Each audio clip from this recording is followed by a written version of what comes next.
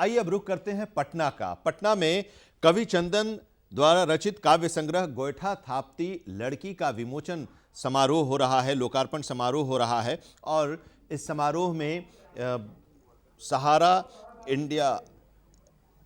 News network के माननीय CEO editor in chief Upendra Rai ji भी मौजूद हैं। उस कार्यक्रम में हम आपको लिए चल रहे हैं।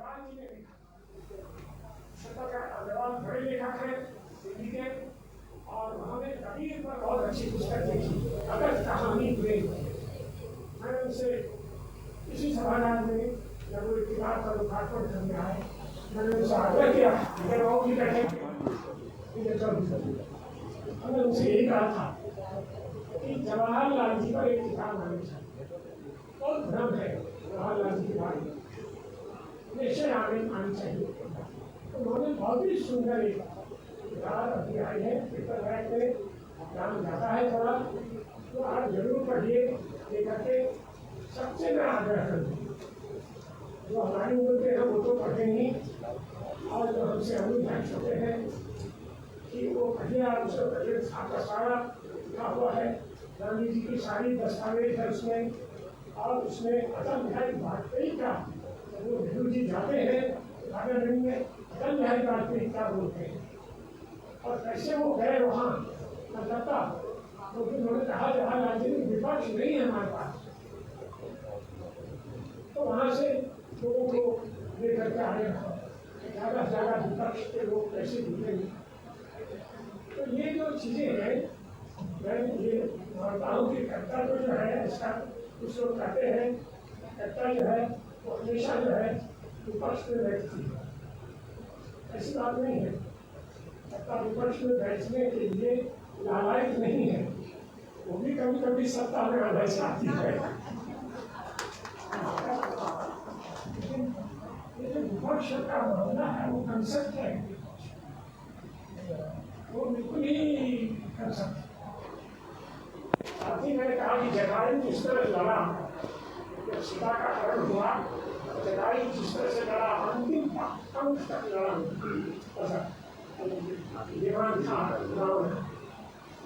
तो ये चित्र जो है आज भी आपको बहुत विचलित करेगा। मतलब एक पक्षी जो है एक स्त्री की इज्जत के लिए इतना बढ़ सकता है, लेकिन हमारे यहाँ जो है लड़ने में असमर्थ है। अगर कोई आदमी लड़ता है तो बड़ी बात है, निश्चित करना चाहिए। ऐसी विचार है तो चंदन एक ऐसे कवि है जो बहुआयामी है। मतलब ये कि एकायामी नहीं है, एक ही तरह रुके हुए हैं, एक ही तरह के बिंदु दे रहे हैं, एक ही तरह की उपमा ला रहे हैं, एक ही तरह का विषय नहीं। इसे पॉइंट ऑफ डाइवर्सिटी, डाइवर्सिटी है, विविधता है। और एक जिस शब्द से बहुत खौफ होता है लोगों को, वो पक्के सेकुलर है, बिल्कुल सेकुलर है। सेकुलर का मतलब हिंदू मुसलमान थोड़ी है, लेकिन ये तो शब्द बाद में जोड़ा गया, अम्बेडकर साहब ने शब्द भेजा, बीच में बाद में जोड़ा गया, सेकुलर शब्द भी जोड़ा गया। तो ये जो चीज है कि अगर हम सेकुलर नहीं होते तो क्या होगा, कैसे करता है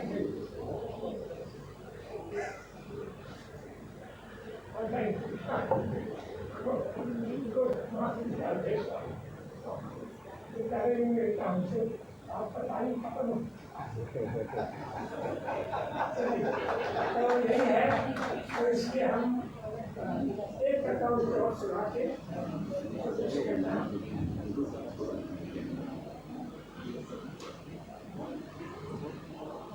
आज बांधे सुना चुके हैं, कोशिश करता है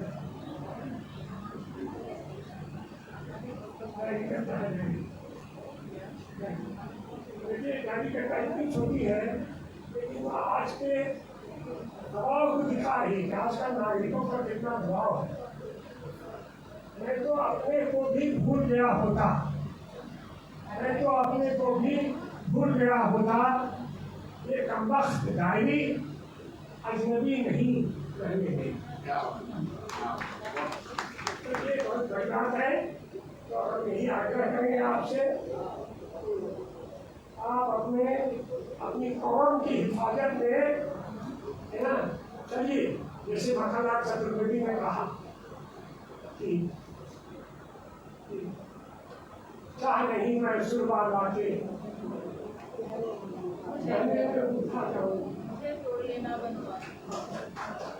और वो कि चाह नहीं मैं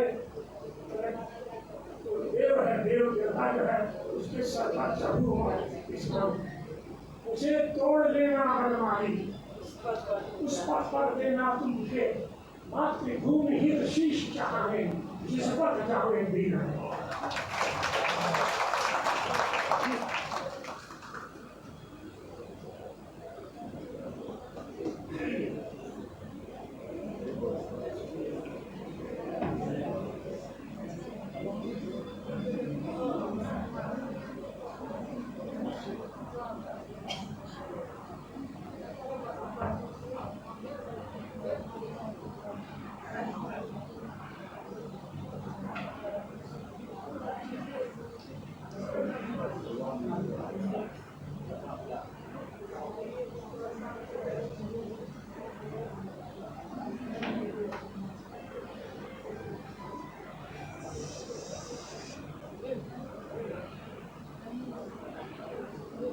हम सबके बीच हमारे अभिभावक बिहार विधान परिषद के सभापति श्री अवधेश नारायण सिंह जी मौजूद हैं और इनका यहाँ होना हमारा सौभाग्य है। इस कार्यक्रम की सफलता का भी परिचायक है। इन्होंने इस कार्यक्रम को, इस पुस्तक को अपना आशीर्वाद दिया। मैं सर का बहुत अभिनंदन करती हूँ, प्रणाम करती हूँ। मैं सर से चाहूँगी कि वे इस पुस्तक पर अपने आशीर्वचनों से नवाजें।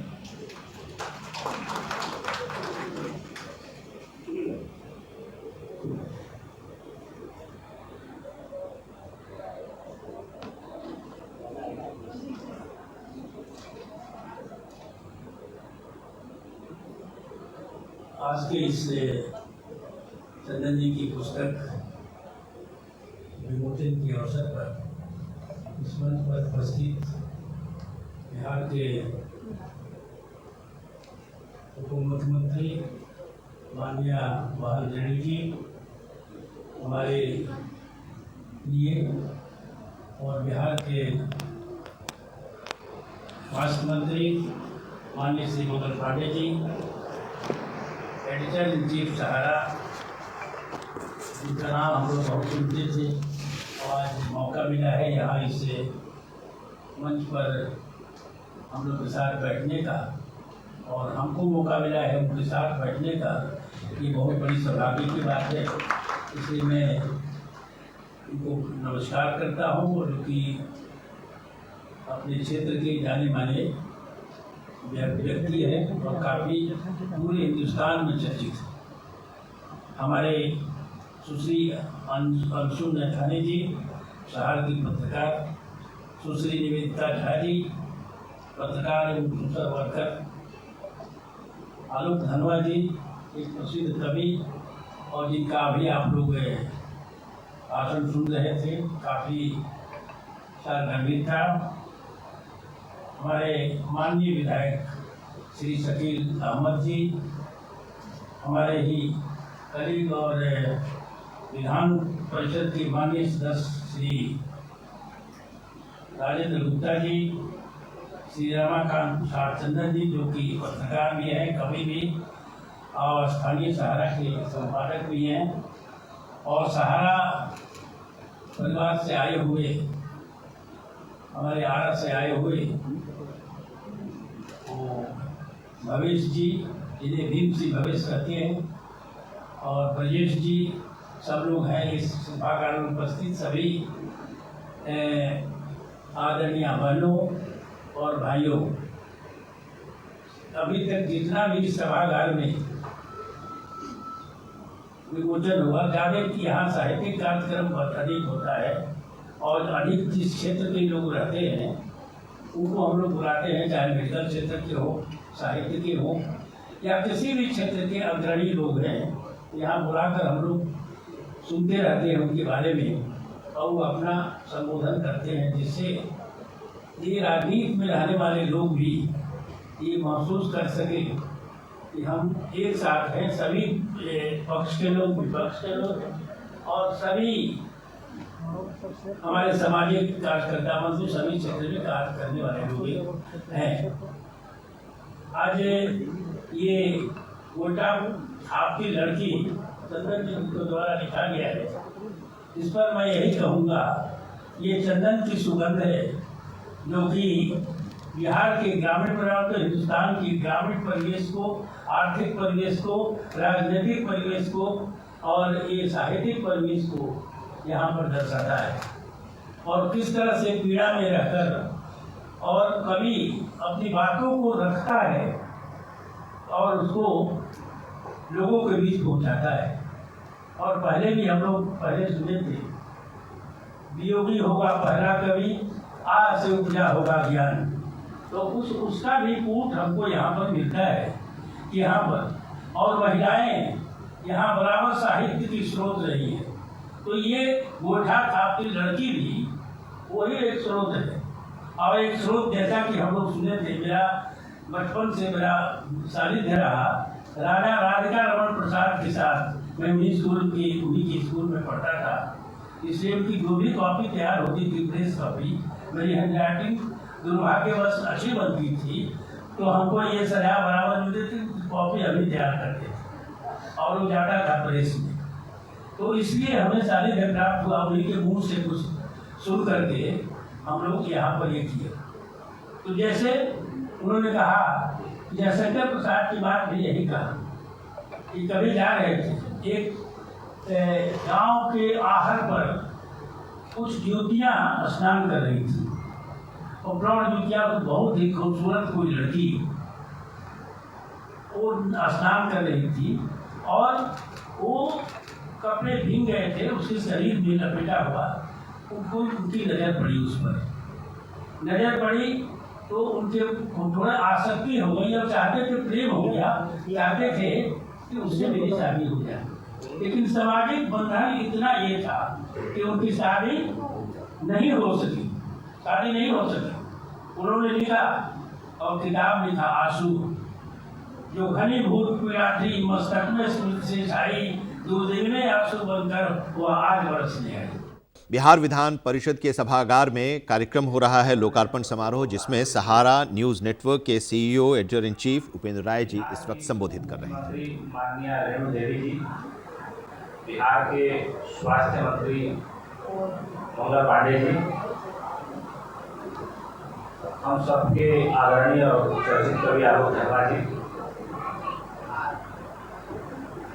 हम लोगों के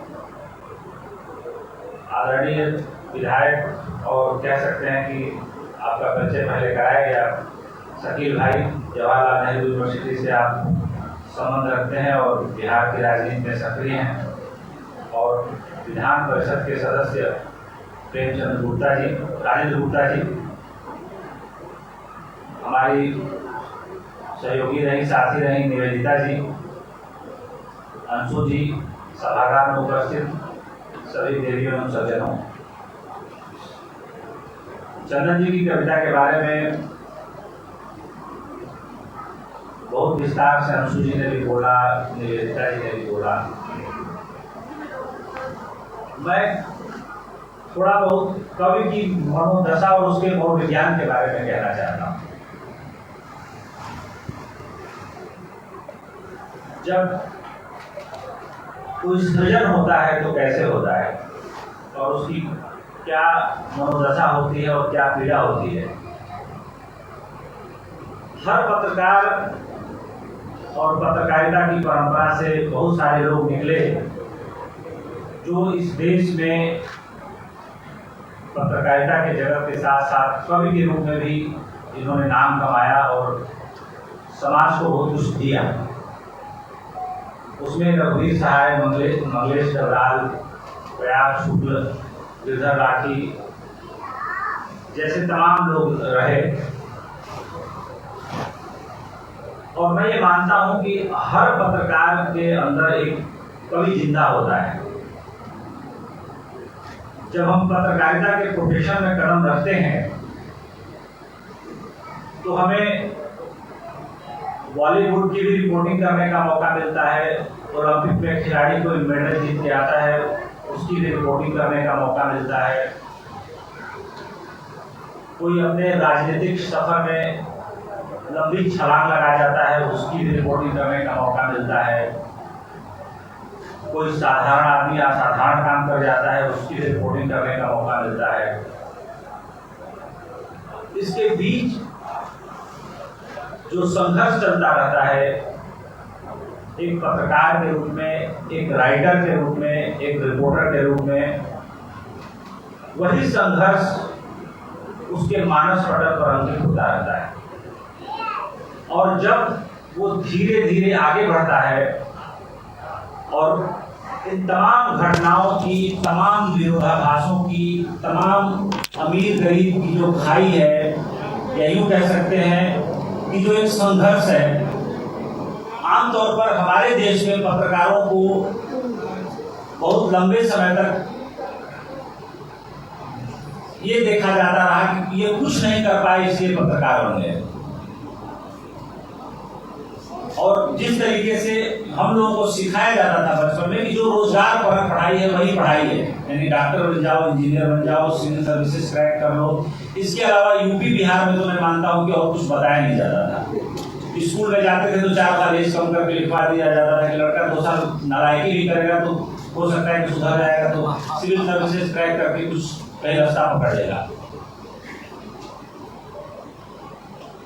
लेकिन जो बात, जब किसी छोटे बीज को हम एक हाथ मिट्टी खोद के उसको अंदर दबाते हैं तो वहां गहन अंधकार होता है। जब बच्चा जन्म लेने वाला होता है, मां की कोख में होता है, वहां भी गहन अंधकार होता है, वहां भी सूरज की कोई रोशनी नहीं पहुंचती। और जब जमीन के नीचे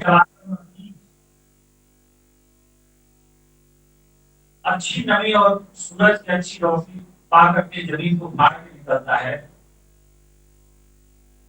बीच में एक दिन एक जीवन होता है। और वही बच्चा जो अपनी मां की कोख से 9 महीने बाद जन्म लेता है तो एक नया इंसान होता है।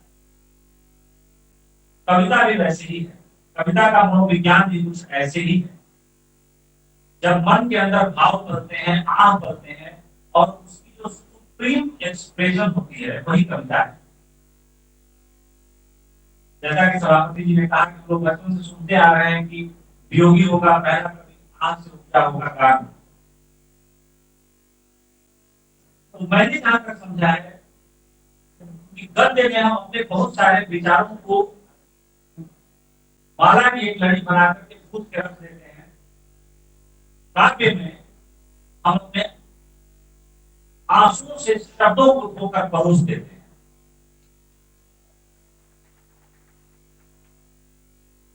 और जब हम बहुत कोमल होते हैं, बहुत भावुक होते हैं, बहुत गम में डूबे होते हैं, या बहुत खुशी में सराबोर होते हैं, तभी कविता चलती है, तभी भाव चलते हैं और तभी लिखने वाले की जो अधिकतम अभिव्यक्ति हो सकती है, जो अधिकतम सौंदर्य हो सकता है, वो उसकी कलम से पन्नों पर उतरता है। क्योंकि चंदन जी की किताब के लिए उन्होंने मुझे बोला था, मैंने तो नहीं लिखा, लेकिन इन्होंने अपनी किताब मेरे बारे में लिखा।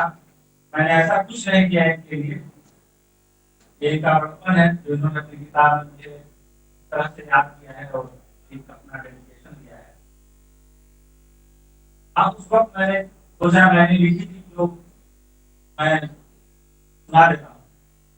सच कहे तो चंदन की कविताएं दरअसल पड़ताल की कविताएं हैं। इस पड़ताल में जीवन की त्रासदी भी है और त्रासदी के बीच उभरने का एक संकल्प भी। यह जगी आंखों से देखी गई स्थितियों का एक अदम्य संसार है, चंदन का इस पीड़ा से सामना तो होता है और उम्मीदों के संसार के साथ चंदन जीवन की तमाम व्यवस्थाओं के बीच जिंदगी की तलाश जारी रखते हैं। चंदन की कविता कमजोर आवाज की प्रकृति नहीं बल्कि सशक्त जीवन को पाने की स्थितियों का मूल्यांकन करती है। कविता काल स्वर में कवि तमाम रक्त रंजित आंदोलनों का पोस्टमार्टम करते हुए यह संदेश देता है, आप से किसी की प्यास नहीं बुझाएगी। चंदन के भीतर एक नवनिर्माण की धारा प्रबल रूप से विद्यमान है। सकारात्मक चिंतन उसका आधार है। जहाँ गांव में संसार बसता है, माँ के निश्चल प्रेम में यह कवि असमर्थता के गीत तो गाता है पर सामर्थ्य के भाव को ही सिंचित करता है। मैं कवि चंदन को ढेर सारी शुभकामनाएं देता हूँ और मैं उम्मीद करता हूँ कि भले उन्होंने राष्ट्रीय सहारा में एक अपना लंबा सफर तय कर लिया, पटना के स्थानीय संपादक रह लिए, 60 साल की आयु भी पूरी कर ली, लेकिन कहने वाले कहते हैं कि वो एक संख्या से ज्यादा कुछ नहीं है, age is only a number. और आमतौर पर तो विद्वानों ने कहा है कि आदमी मन से बूढ़ा होता है।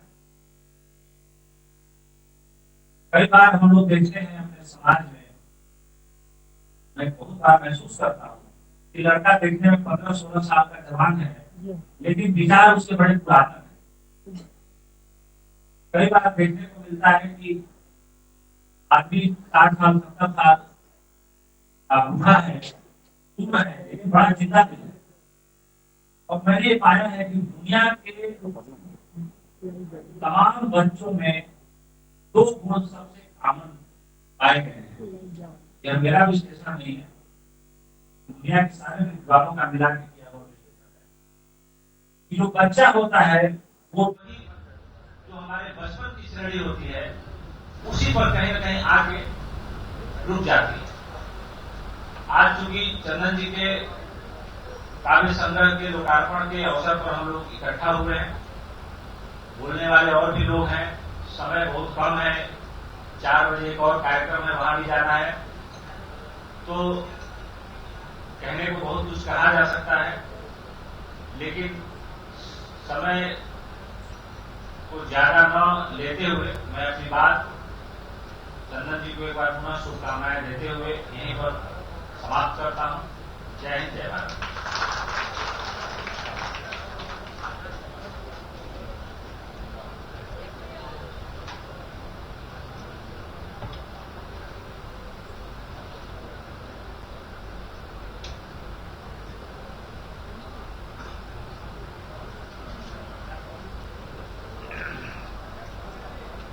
बहुत आभार माननीय उपेंद्र राय सर जी, आपके स्नेहिल और प्रेम भरे शब्दों से कवि को अवश्य आनंद आया है और ये बहुत अभिभूत हुए हैं, क्योंकि आपके शब्द इतने सुंदर थे, इतने सुंदर तरीके से आपने अपनी बातों को व्यक्त किया कि हम सब भी पीछे बैठकर अभिभूत हो रहे थे।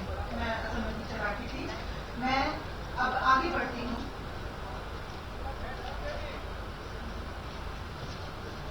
हम जो आज ये कार्यक्रम कर पा रहे हैं, कोरोना का एक बहुत ही संघर्षपूर्ण समय हमने देखा, ये उसके बाद आज इस तरह रूबरू होकर जो कार्यक्रम हो रहा है, ये सारा कुछ हमारे स्वास्थ्य विभाग जो श्री मंगल पांडे जी के लीडरशिप में काम कर रहा है, उसके मेहनत का नतीजा है।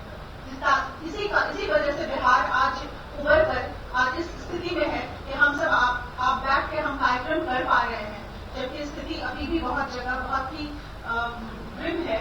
तो इस स्थिति के लिए मैं स्वास्थ्य विभाग और सर का, मंगल पांडे सर का बहुत अभिवादन करती हूँ। मैं इस कविता की पुस्तक के लिए सर को आग्रह करूंगी कि मंगल पांडे सर अपने विचार अवश्य प्रेषित करें। बहुत आभार।